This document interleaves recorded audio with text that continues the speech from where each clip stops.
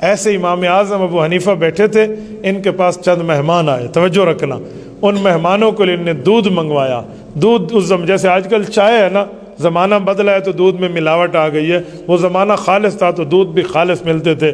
تو ہوٹل میں جا کر بتایا گیا کہ دودھ چاہیے، تو ہوٹل والے نے اپنے شاگرد کو بھیجا، وہ دودھ اس زمانے کے کپوں میں لے کر آیا۔ امام ابو حنیفہ کے مہمانوں کے سامنے اس نے کپ رکھے تو امام صاحب کو بہت اچھا لگا، بچے کا انداز، بچے کا طریقہ، تو کہا بیٹا یہ کپ اٹھانے بھی آپ آنا۔ انہوں نے کہا جی ہاں۔ وہ واپس آیا تو امام صاحب نے پوچھا کیا نام ہے؟ کہنے لگا یعقوب۔ کس کے بیٹے ہو؟ کہا ابراہیم۔ کون ابراہیم؟ کہا وہ ابراہیم جو وفات پاک۔ اچھا اچھا اچھا، آپ یتیم ہیں، آپ تو چھوٹے ہیں؟ ہاں تو کیا کرتے ہیں؟ حضرت میں تو اس ہوٹل پہ کام کرتا ہوں، ایک ہفتے کا مجھے 1 یا پتہ نہیں 2 درہم ایک ہفتے کا ملتا ہے، امی کو جا کر دیتا ہوں، ہمارے گھر کا گزر بسر چلتا ہے۔ امام صاحب نے کہا بیٹا ایک کام کرو، آپ کو اللہ نے صلاحیت سے نوازا ہے، ایک وقت آئے گا اللہ آپ کو بہت بڑا رتبہ دیں گے، آپ یہ ہوٹل چھوڑ دو۔ تو کہا پھر میری معیشت کا؟ کہ وہ اللہ پاک کی طرف سے میں ذمہ دار ہوں، وہ اگر 1 درہم دیتا ہے تو میں 2 دوں گا، وہ 2 دیتا ہے تو مجھ سے 4 لے لینا، لیکن یہاں پڑھنا شروع کر دو۔ بچے نے کہا ادھر کوئی کام وام تو نہیں کرنا پڑے گا؟ کہا جی نہیں، یہاں صرف پڑھنا ہوگا۔ انہوں نے کہا جی بسم اللہ۔ انہیں جا کر کب واپس کیا، پڑھنے بیٹھ گیا۔ 1 ہفتے بعد ڈبل تنخواہ ملی تو ماں کو جا کے دی، ماں کو نہیں پتہ، ماں نے کہا استاد نے دی؟ کہا جی استاد نے دی۔ تو ماں اس ہوٹل والے کا شکریہ ادا کرنے آئی، اللہ آپ کا بھلا کرے، آپ نے میرے بچے کا تعاون کیا۔ انہوں نے کہا کون سا بھلا کرے، تیرے بچے نے یہاں دوبارہ منہ نہیں دکھایا۔ کہا یہاں نہیں آتا؟ کہا یہاں آج بھی نہیں ہے، دیکھ۔ اچھا کہاں گیا؟ کہا وہ مولوی بیٹھے ہیں مسجد میں، اس کے پاس بیٹھے۔ تو وہ امام صاحب کے مجلس میں آئی اور یہ بچہ پڑھ رہا ہے۔ کہا یعقوب، کہا ابو استاد سے اجازت لیں، کہ میرے استاد سے بات کرا، کہ میں ان کی والدہ ہوں، آپ نے کون سا ظلم کیا ہے، ہم آپ کو شکریہ تو ادا کرتے ہیں کہ آپ نے 2-4 روپے زیادہ دے دیے، لیکن آپ کب تک دیں گے؟ آپ مولوی ہیں، یہ مولوی بنے گا تو کھائے گا کہاں سے؟ یہ اس زمانے کی بیماری چلی آ رہی ہے، تو میں اپنے بچے کو یہاں نہیں پڑھنے دیتی، آپ اسے نکالو۔ پکڑا اور اس کو جا کے ہوٹل پہ بٹھا دیا۔ امام صاحب کے پھر مہمان آئے تو دوبارہ اسی طرح بچہ آیا تو امام صاحب نے کہا بیٹا بیٹھ جا، تنخواہ کتنی؟ کا جی 3 درہم کا، مجھ سے 5 لے لینا، بیٹھ جا یہاں۔ ایک بار پھر بیٹھ گیا۔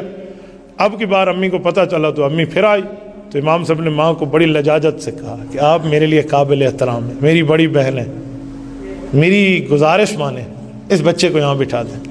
تو ماں نے کہا کھائے گا کہاں سے؟ اللہ اکبر، یہ علم حدیث سامنے ہے۔ تو حضرت امام ابو حنیفہ رحمۃ اللہ علیہ نے جملہ فرمایا کہ ایک وقت آئے گا یہ ایسی خوراکیں کھائے گا کہ بادشاہ بھی وہ خوراکیں شاید روزانہ نہ کھائے۔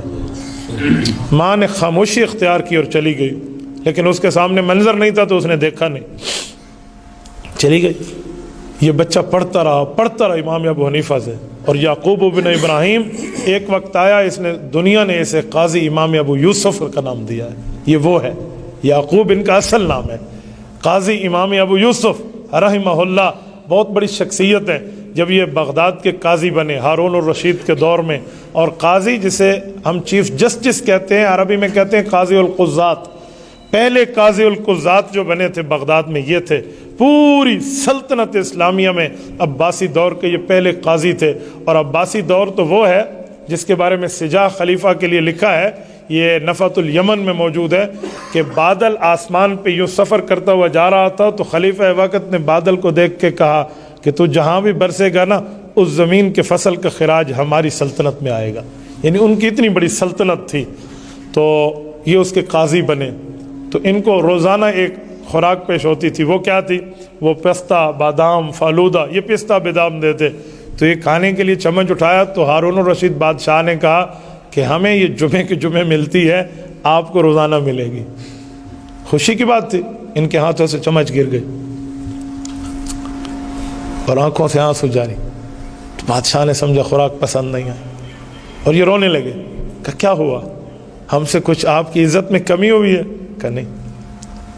رحمہ اللہ علی استاذی، اللہ میرے استاذ امام ابو حنیفہ پہ رحمت نازل کرے، اس نے میری اماں کو کہا تھا ایک وقت آئے گا یہ وہ خوراک کھائے گا جو بادشاہوں کو نہیں ملے گی۔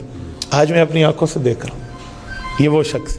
تبارك الذي نزل الفرقان على عبده ليكون للعالمين نذيرا